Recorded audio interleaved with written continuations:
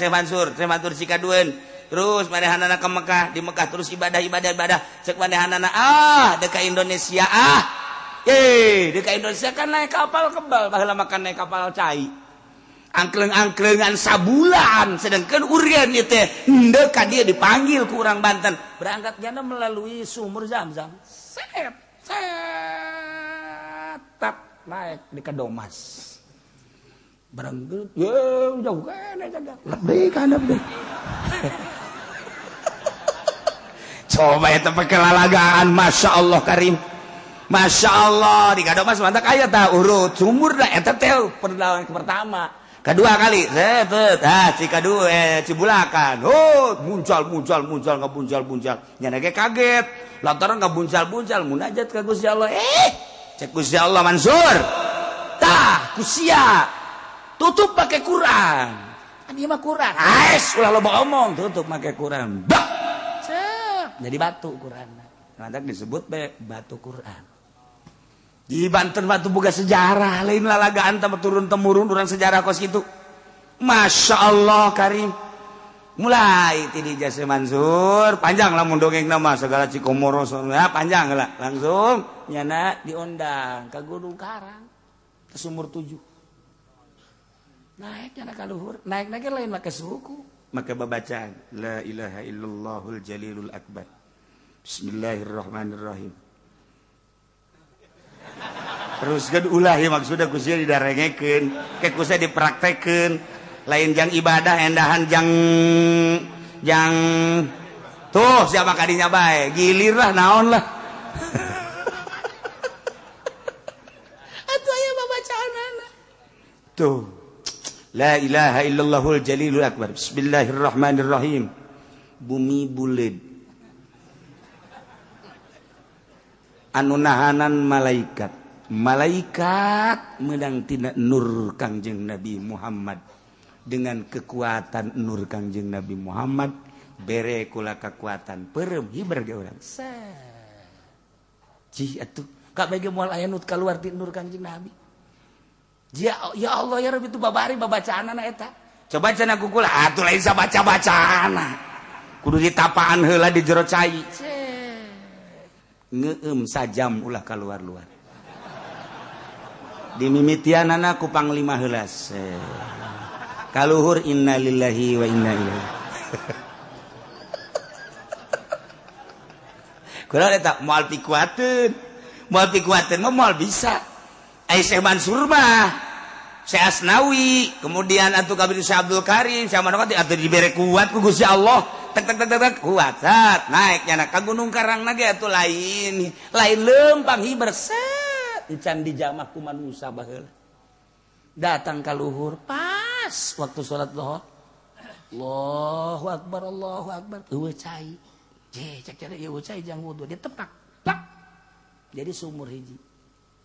Ngalah wudunya nanti beres sholat zikir ke Allah sambil zikir ke Allah kumaha lamun aya batur ya dek ngalah wudu di dinya caina leutik di dinya nyeun deui jadi tepak deui tak aya deui sumur ngadenge dongeng mah ditarepakan kitu nya urang mah pan nyeun sumur geus kikian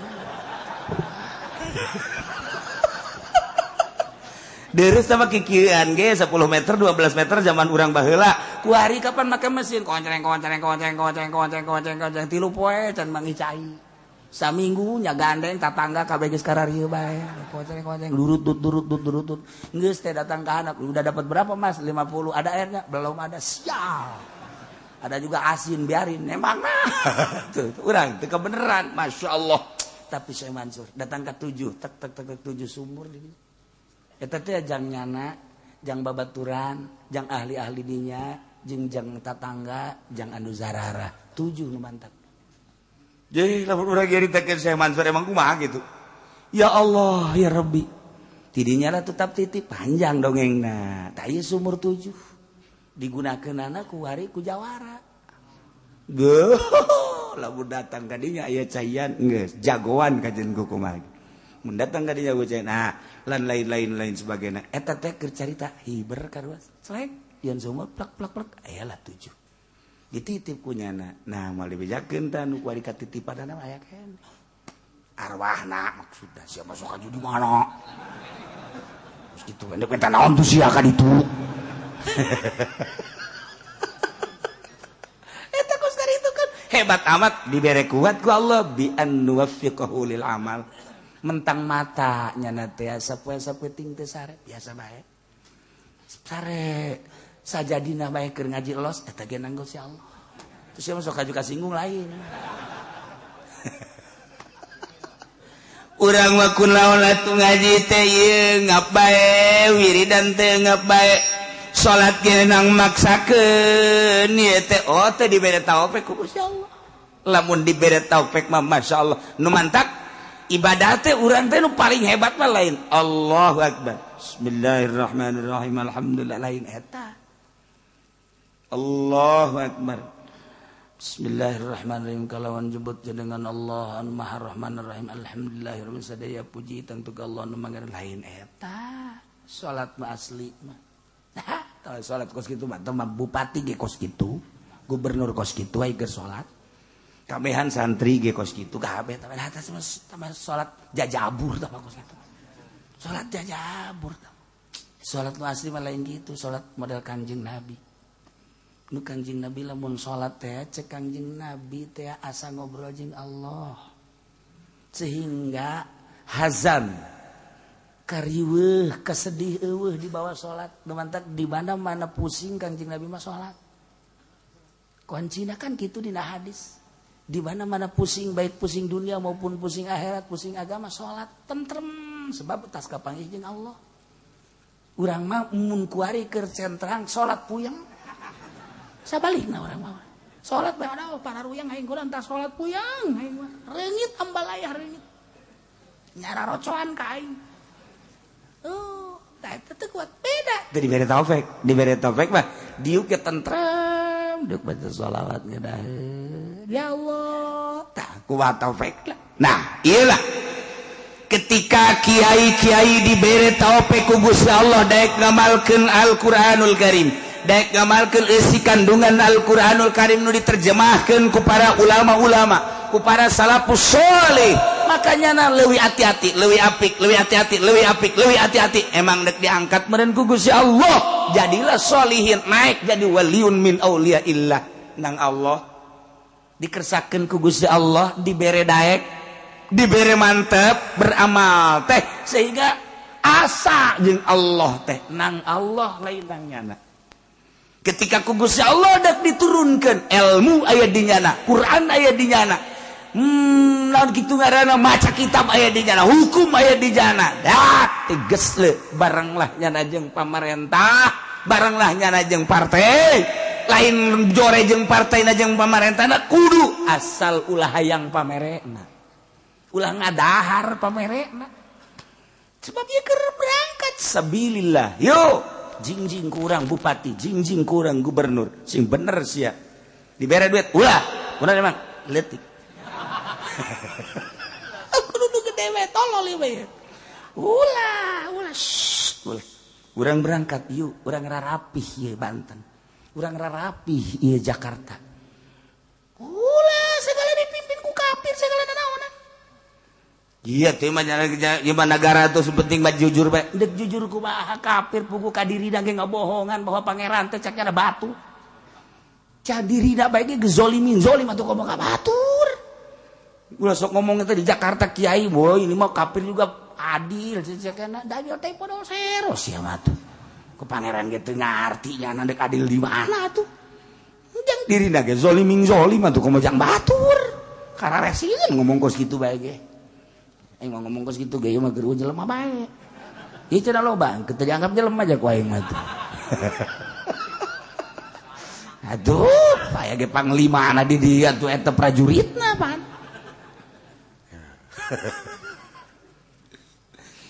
walau syina lamun kami ngersakeun cak Gusti Allah la rafa'nahu niscaya kaula bakal ngangkatkeun ngaluhurkeun ka Balam bin Ba'ura anu geus dibere Ismul Azam berbagai ayat-ayat anu sakitu hebat nabiha ku eta ayat teh walakinnahu tetapi de Balam bin Ba'ura teh geuning akhlada ilal ardi condong kana taneuh bahasana ge Gusti Allah teh akhlada padahal mah dimaksud sakana nu dimaksudna mamala hartina teh condong tapi gak bahasakeunana make akhlada nganggap jelema anu neangan dunia nganggap bahwa di dunia teh bakal langgeng akhlada bahasana ge kinayah nu mantap bahasa kinayah leuwih tajam tibatan bahasa tasrif dilangsungkeun ku Gusti Allah walakinnahu akhlada ilal ardi mun ku urang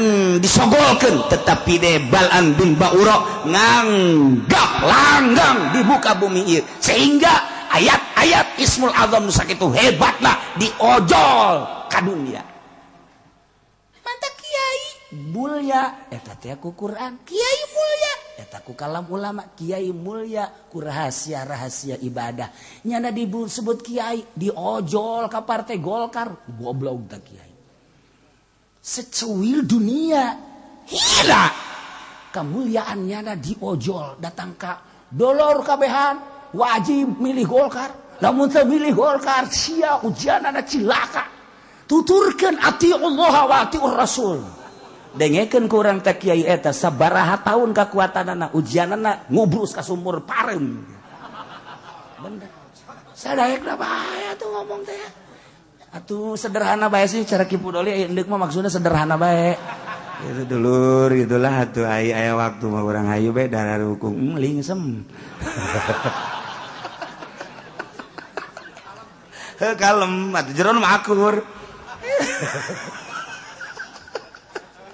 ya Allah ya Rabbi masyaallah menghanyutkan itu mah kositu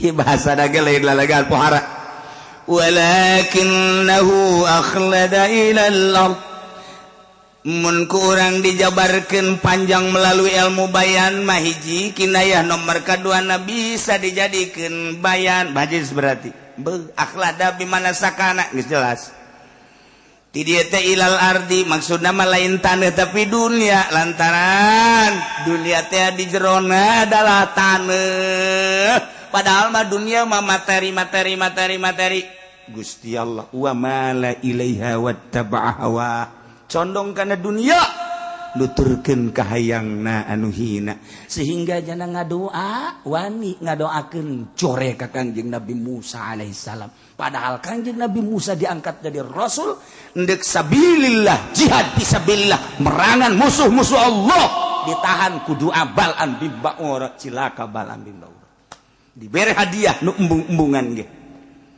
eta kan ti Balam bin Ba'ura atuh naon sanaon bedana jeung kurang guar kiai muntah tadina nu beneran ge haram deketan ku bupati haram deketan dibere haram dak deketan deui dak haramnya kos itu teh deketan rada gede eta mah kumaha sararia bae dak janganlah atuh geus kitu nah geus beda jasa cak saha haram ye tuh si aya dalil lah kajian kumaha ge ya kiai tinggal nungguan we waktuna tinggal nungguan waktu keur ieu mah dulur eta teh ribawi kos kitu teh bunga bang teh riba haram sia kredit anu dua akad haram sia we datang ka dinya aya pemerintah budak eta teh haram samarangan nya datang deui ka dinya kiai eta sih haram teh eta mah kieu nya sebenarnya mah jadi maksudna eta ke maning dirate mah budak ieu nu heula kiai gaharamkeun kuari gahalalkeun jeung luga ligu kitu kumaha eta dicabut walau syi'da la rafa'nahu biha walakinnahu akhlada ilal ardi teu saeutik keur mondok nama hebat jasa jadi kiai hebat barang mulia kuari diojol kunyana kana dunia bersandinglah jana jadi mu'ilah depaglah dan lain sebagainya. Silakan, tinggal nunggu waktu taman kos gitu. Ngajual ilmu na. Jadi kiai lamun jadi muid lain muina sia tah.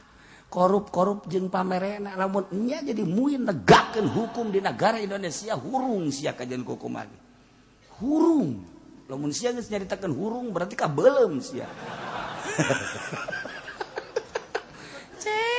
Satu gua mui mana gua mui deh ya Allah mui teh sebagai filter lantaran negara orang negara demokrasi geus demokrasi mah teu berbau agama lantaran diserahkan kepada seluruh rakyat geus ditunda kos kitu masalah urang boga mui sebagai filter geus atuh agama teh ya ieu teh ya kitu melalui pintu mui sebagai toser jang ka pemerintah kuari mui na geus polusi di jerona erosi kabelah dieuna teu pernah aya dengungan mui urang teh kuat daging kemari teu ngabejaan haram halalna kuari berbagai-bagai lah geus harese ngomong urang horeng di jerona mah atuh lain endek nyaritakeun agama mui teh sarua dunia nu di arah teh atuh biasa komplotan kan itu walakinnahu akhlada ilal ardi wattaba'a hawa ya Allah ya ieu maka caritakeun ana baik anu dimui ai akhlada ilal ladzi condong kana dunia ma wattaba'a hawa tigas le bakalna ataupun dinu partai sarua bae atuh walakinnahu akhlada ilal ardi wattaba'a hawa wa induk dunia mah maupun di modern ya namun pasantren modern ai ngaranna mah pondok pasantren tapi anu jelas nama endek akhlada ilal ardi condong kana dunia wa tabahu boro-boro pesantren modern yayasan cara urang ge kuari pondok salapi tapi nu dimaksud mah dunia keneh atuh sarua bae sarua ieu sapira wadah salap dengan ngaranna doang ai ujung-ujungna dunia mah kitu-kitu keneh bae sarua teu saeutik jelema boga pesantren salap tapi orang di jerona mah ngajualan agama sarua ngan teu pati jelas doang salap mah rada deureus bungkusanana rada deureus aing geus modern mah tah geus dunia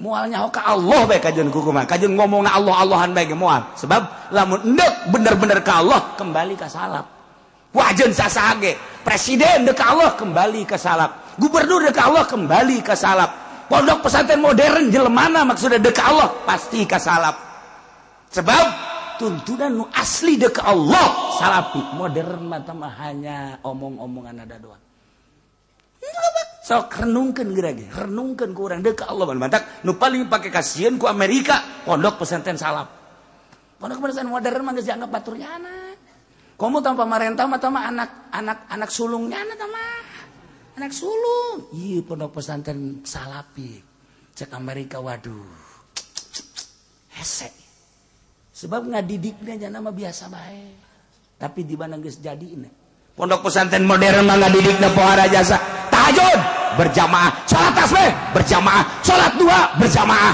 tanyakeun dalilna berjamaah mah yang ti mana teu nyahoeun atuh naon tahajud berjamaah emang pernah kanjeng Nabi tahajud berjamaah baca sholat tasbih berjamaah emang pernah kanjeng Nabi sholat tasbih berjamaah duha berjamaah hei naon eta aya aturan mana kumaha sih pondok pesantren mah biasa bae santrin ge berjamaah ge carang antep bae biasa ngan kiaina ngadoa ya Allah ya Rabbi si eta tilok berjamaah Gusti tamah ai kira-kira bakal bener lalaunan Gusti ulah sakaligus supaya daek bela mulai magrib doangnya na hiji isya magrib isya subuh mati lok engke nya tah sabulan 2 bulan mikirnya dua jeung isya dua pesantren salap bagus gitu tentrem adem kalem tapi di mana geus daekna sebab berangkat tina nurani henteu kapaksa nya nama masyaallah Nges, lamun geus kos kitu loba jelema sorangan ibadahna tetep bae. Di kota, di gunung akur bae. Nah, lamun tadi cara tadi mah tadi berjamaah-berjamaahkeun, asal teu berjamaah berarti tahajud. salat tasbih diberjamaahkeun asal teu berjamaah teu salat tasbih boro-boro masyarakat tak kiai na ge teu salat tasbih eta kiai goblok nungguan berjamaah we hayang di kiai-kiai kiai nu asli mah tilok kiai abi ngiring berjamaah ulah sorangan we sorang horeng tilok nya ge sial teh kiai pisan kos nu ikhlas teh kitu pareng nipu sarua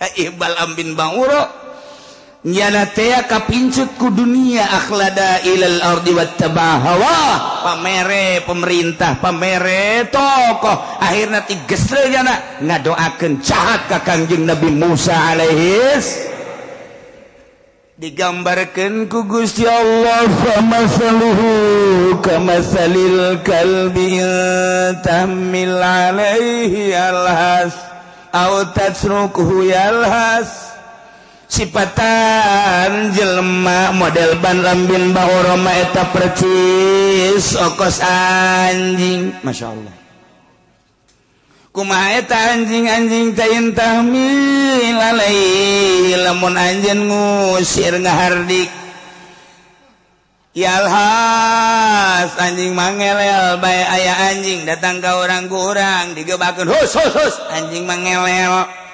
tatruku atawa diantep ku urang teu digebakeun tetep bae yalhas digebahkeun ngelel teh digebahkeun ngelel sebab nyana mah jadi watek ngelelna kiai anu cinta dunia kos Balam bin Ba'uro eta teh kos kitu sipatanana kos anjing selalu ngelel bae lantaran di jero hatena dunia ngelel kos anjing naudzubillah min halik persis digambarkeun li'an lasat tabi'atun asliyatun fi lantaran ngelel eta watak anjing anu asli bakadzalika halul haris ala dunya kitu kene jelema anu kasengsem loba terhadap dunia in wa'atahu lamun ente mapatahan ka jelema anu cinta dunia la yaqbalul wa'da moal daekeun narima kana papatah tetep bae neangan akur jeung jana dunia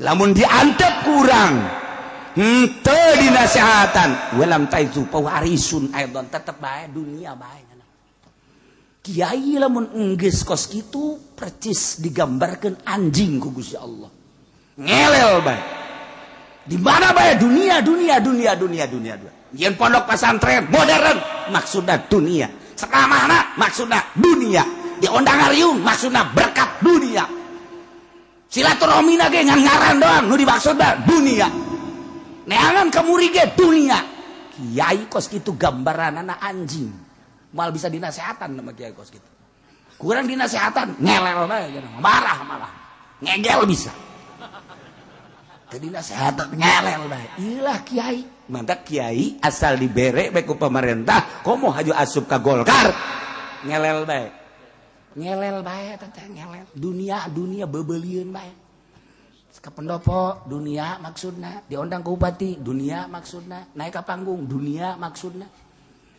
jeung teu cenah kiai ikhlas coba aing mah hayang nyaho kuat henteu nyana naik ka panggung ikhlas teu dibere maksudna eta teh ari putaran ka hiji putaran kadua teh nu kitu ngaron tah ai endeu calon bupati teh osok ngider gitu kaya panggungan naon ngaranna pun aing mambu ngadengetin nu sejen naon ngaranna kampanye maksudnya aing geus nyaho ti tadi teh kampanye hayang ngadenge jelu we gitu tah kampanye ya Allah kiai anu tadi nyakelan Quran kitab kuari kampanye sedih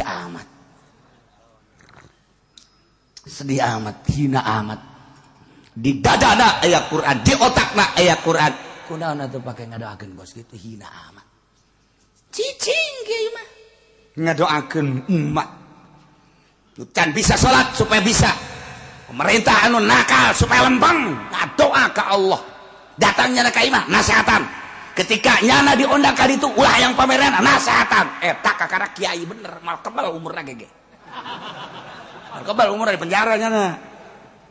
Sanu daek pemerintah dinasehat. Sanu daek. Mata kula embung diondang ge embung belantaran kula mah ieu ngomong bae, hendeukna ngomong bae. Kula diondang misalnya, pernah keur diondang kapan ka Polres. Kula diondang ke Polres. Gua nyaritakeun. Salah satu tanda dekatnya kiamat apabila polisi sudah make pentungan. Kula kararieu bae polisi kieu bae. Ajung pamajikanna ge pan halaladir tah polwan kararieu bae. Itulah salah satu tanda sudah dekat kiamat. Hati-hati kalau polisi sudah diberikan pentungan-pentungan. Itu adalah sudah ada dari Kanjeng Nabinya, termasuk ahli neraka yang begitu. Aing kebal mal cek aing ge. Kebal mal. Maksudnya sekali ceramah aing dinyana, aing teu hayang 2 kali, tapi keras aku je jantung nyana. Cukup aing masa kali bae.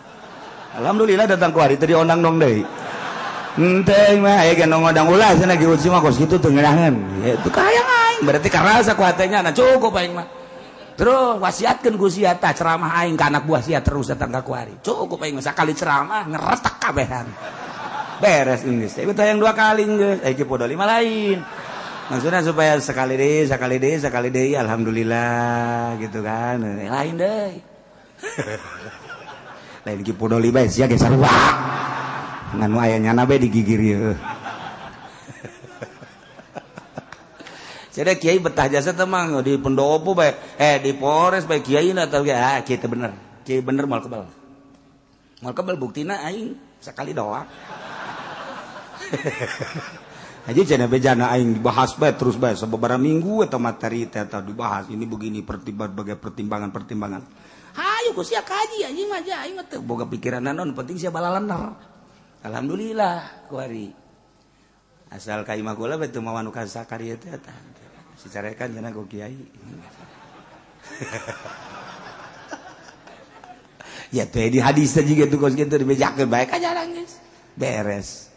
Nah, lamun urang dibere taufik ku Gusti Allah, dibere embung ka dinya lain berarti urang ulah babarengan jeung pamarentah urang mah sebagai kiai bareng jeung pamarentah tugas urang ngasehatan. Lain ulah babarengan jeung jelema nu judi bareng jeung nu judi tapi urang mah tugas ngasehatan. Ulah kaget lamun kiai bareng jeung pemabok keur ngasehatan. Siapa sih sok sariri gitu dianggap bareng burung kiai. Tuh ya iyalah Bal'am bin Ba'ura sakitu hebatna condong kana dunia digambarkeun ku Gusti Allah kos anjing ngelel bae. Gini kesimpulan anak jelema cinta dunia kau mau kiai ieu adalah anjing berarti. Masya Allah. Anjing mah parabna teh kotoran di mana-mana hanana lapar naon bae tai-tai ge kunyana di dahar bangke ge kunyana di dahar bangke tai kunyana dileg-leg ke nyana utah-utahna ge dileg-leg deui eta lah gambaran anjing. Geus kiai anu cinta dunia dibere ku pamarentah awalna tigeus leuk eta teh sarua jeung ngadaharan bangke utah diletakan deui. Mantak embungeun masyarakat ngaji ka Kiai Golkar teh hayang di mana bae lain di Tangerang bae, Serang, Pandeglang, Jawa Tengah, Jawa Timur teu daekeun. Kunaon? Ruhanina ngambe bau. Sebab nyana ngaletakan utah nyana. Tanya ku urang, sia teh ngaji ka henteu. Emang kunaon? Henteu lah aing moal bae. Emang kunaon sia teh ngaji? Henteu siapa henteu bae. Henteu mun ditanya kunaon sih henteu aya, henteu bisa ngomong nyana. Embung bae aing mah. Wih, pancen mah pinter jasa. Nyaho aing ge geri mah nyana asana pinter ngeunaheun ku ari mah teu ngeunaheun. Hei, nyana kan make jubah. Aing nyaho, jubahna ge loba. Kana teh sia henteu, nyaho teu hayang aing ngaji ka nyana. Teu hayang. Pondokna pan geus agreng nang pamarentah 2 tingkat. Anak sieun teu dikarinyakeun. Henteu. Kunaon emang? Henteu lah, geus ngomong sia. Teu daekeun ngajawab teu bisaeun. Ku sebab naon? Teu bisa ngajawab tah ruhani tah mah. Ruhani tah mah hese ngajawabna atuh nyaho aing hese jadi teu hayang. pancen sia imana deket lain deket-deket teh dulur mah aja saya tengah aja henteu atuh sia engke kumaha eta nyaho aing bingung sia joret we teh aing nyahonya dulur nya pinter nya tapi aing teh hayang ngaji kajana emang kunaon loba omong sia teu daekeun rohani sebabna ngaletah lamun kagambar ku waliullah maka deuleu nyana teh utah diletakan deui bahkan ngising diletakan kos anjing we kos kitu masyaallah karim ieu cak lain cak kula cak Allah siapa bisa pajar cak aing we lah ki uci bisaanan cuma didengekeun bae kos kitu ge didengekeun bae ai kasih ka ditu ngaji ai ka aing henteu nyanana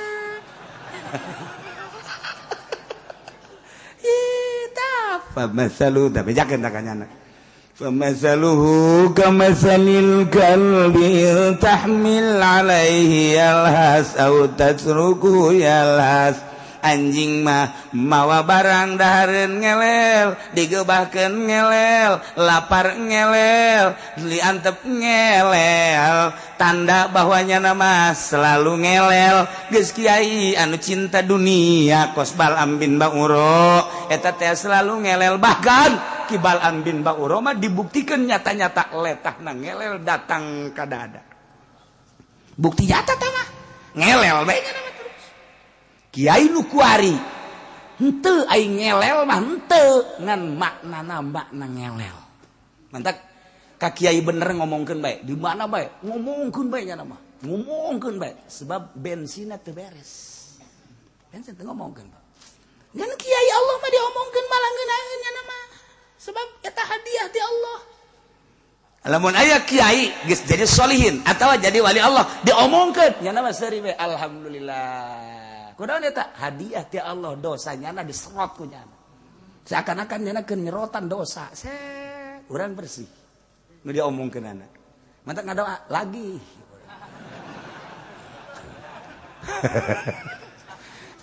moal robah ku diomongkeun moal robah ku dihasudan moal sebabnya nyana mah geus teteg Allah hiji bae masyaallah ieu gambaran anjing lain lalagaan na'udzubillah min Zalika masalul qaumil ladzina kadzabu biayatina sifatan-sifatan eta lah nu tadi dicaritakeun anjing gaya intahmil alaihi alhas au tatruku alhas eta sifatan kaum anu ngabohongkeun ka ayat kaula nu agung jelema-jelema nu ngabohongkeun ka ayat-ayat Allah eta percis okos Bal'am bin Ba'uro Bal'am bin Ba'uro teh digambarkeun ana anjing anu selalu ngelel digebakeun ngelel diantepkeun ngelel mawa dahareun ngelel lapar ge ngelel bae Muhammad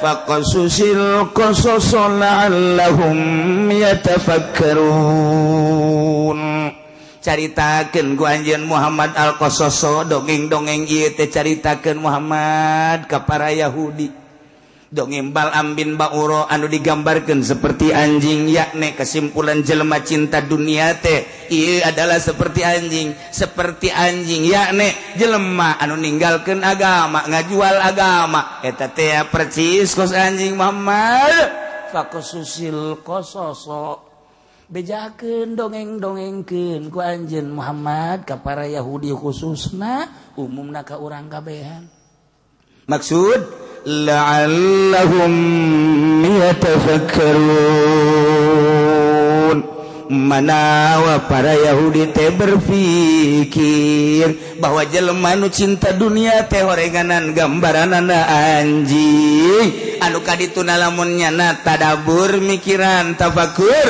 ayu minun engke nyana bakal ngimankeun ka Allah nu tadina Yahudi percaya ka Uzair jadi percaya ka Kangjeng percaya ka Allah nu tadina Nasrani percaya ka Tritunggal engkena percaya ka Allah ka Kangjeng Nabi urang ge kuari nu tadina teu percaya supaya percaya ka Allah atau urang mah geus percaya nu tadina ngambang-ngambang kuari jadi mantep eta dunia maksudnya supaya mantap orang dunia mah kos kitu nyilaka mentak ad-dunya ra'su kulli khotiatin. Dunia adalah pangkal daripada kejahatan dunia. Akibat dunia tipoleset urang. Masya Allah. Iyalah gambaran Bal'am bin Ba'uro, anjing nu selalu ngelel. Geus, sing ada sia kedai beusi aya Kiai Golkar, awas aya anjing, awas sia. Bahaya sia ulah kitu. Ki aing nu ditakolna mah. Iya, parang sana atau aya mui, tuh awas anjing. Ulah. Aing mah cenah hadena lain mui, hadena lain Golkar, aing mah ieu mah PKB. Wuih, anjing bapana. Ieu mah PDI cenah beuana ieu mah. Anjing kabeh.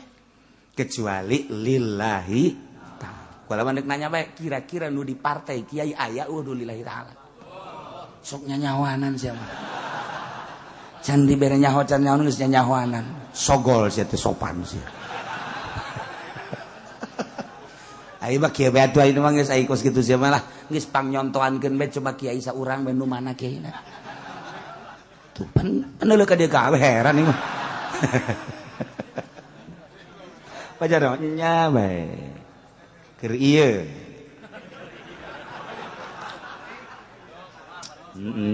Tuh kamari henteu kuring ngamimitian deui.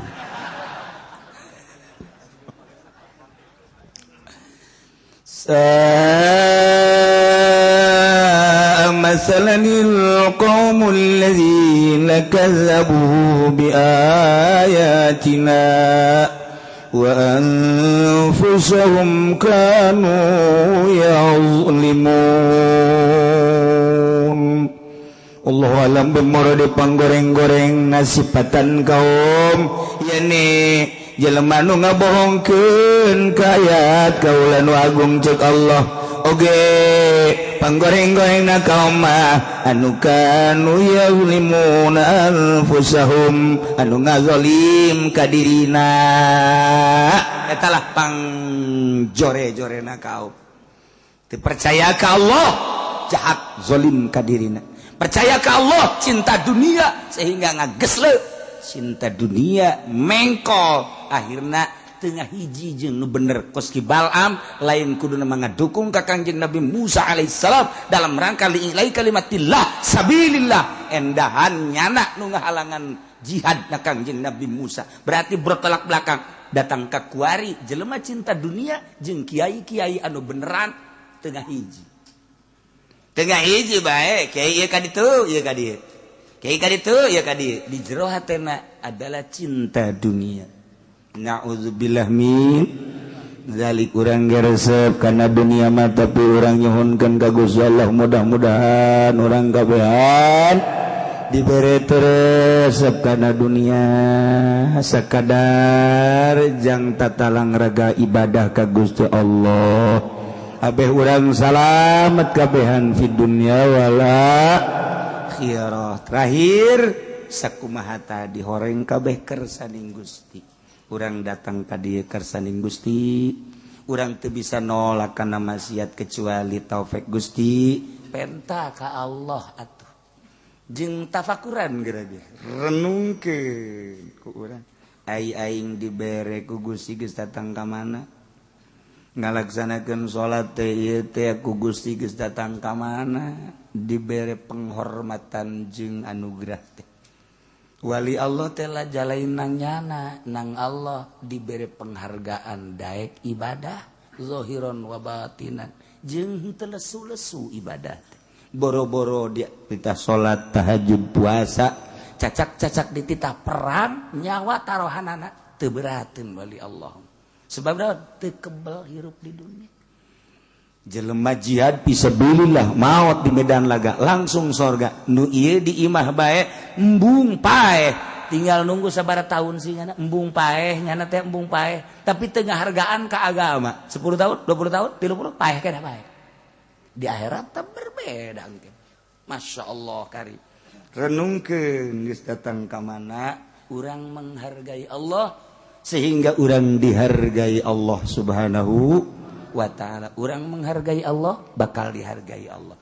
Allahumma kumaha urangna nu mentak urangna sebab ikhtiar aya di urang Allah nuturkeun ke geus dibere ngeunaheun karakter hampang ketika geus dibere hampang eta lainang urang anugerah Allah Subhanahu wa taala makin diaku makin nutup mantak kiai nu mantak diangkat jadi wali teu ngaku jadi kiai teu ngaku jadi kiai jeung teu ngaku tukang ibadah ai urang mah masyaallah dipamer-pamer aing mah asal teu tahajud bae rada nyeri awak insyaallah rada nyeri ya insyaallah teu ngaji bae aing mah sapoe asana puyeng eta mah geus bae beak kabeh beak ngaji beak tahajud beak salat ge beak kabeh dihapus kabeh ku Gusti Allah aing mah asana sapoe teu sedekah asana ngageter ngageter bae mah mana sih fakir miskin geus disiapkeun bae maksudnya eta mah geus kalakuan aing eta mah geus masyaallah aing mah geus jadi adat kos kitu teh beuh siling sama mata si ngomong aya kuari ge lumayan eta wallahu a'lam bissawab.